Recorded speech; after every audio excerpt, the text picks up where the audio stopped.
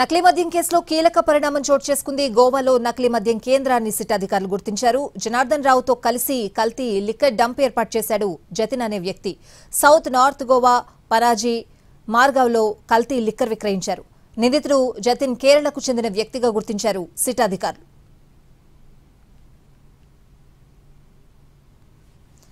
నకిలీ మద్యం కేసులో కీలక పరిణామం చోటు చేసుకుంది. గోవాలో నకిలీ మద్యం కేంద్రాన్ని సిట్ అధికారులు గుర్తించారు. పూర్తి అప్డేట్స్ అడిగి తెలుసుకుందాం. మా ప్రతినిధి శ్రీకాంత్ ఫోన్ లైన్ లో ఉన్నారు. శ్రీకాంత్,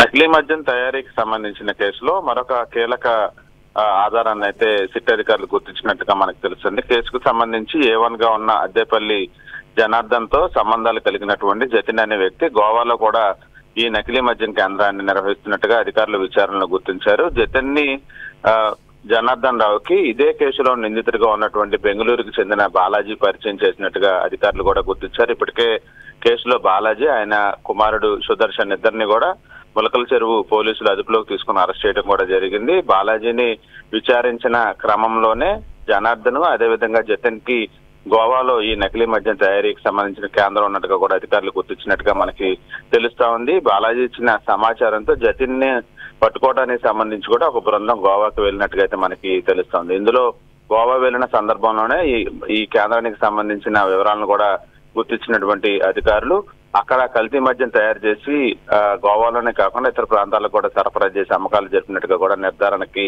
వచ్చిన పరిస్థితి కూడా ఉంది. ఈ నేపథ్యంలో జతిన్ ని అరెస్ట్ చేయడానికి కూడా అధికారులు రంగం సిద్ధం చేస్తా ఉన్నారు. కేసులో అతన్ని కూడా నిందితుడిగా చేర్చబోతా ఉన్నారు. ఇప్పటికే విజయవాడ ఇబ్రహీంపట్నంలో ఒక నకిలీ మద్యం తయారీ డంపుని, ములకల చెరువులో ఒక డంపుని గుర్తించిన అధికారులు ఇప్పుడు గోవాలో కూడా దీనికి సంబంధించిన కేంద్రాన్ని గుర్తించిన నేపథ్యంలో జతిన్ ని కూడా అరెస్ట్ చేసే అవకాశాలు ఉన్నట్టుగా మనకి తెలుస్తుంది. జతిన్ కేరళ రాష్ట్రానికి చెందిన వ్యక్తిగా కూడా అధికారులు గుర్తించిన నేపథ్యంలో ఇప్పటి వరకు జరిగిన అరెస్టులతో పాటు కొంతమంది ఇంకా పరారీలో ఉండటంతో వాళ్ళతో కలిపి జతిన్ కూడా అరెస్ట్ చేస్తారని అయితే మనకు తెలుస్తాం.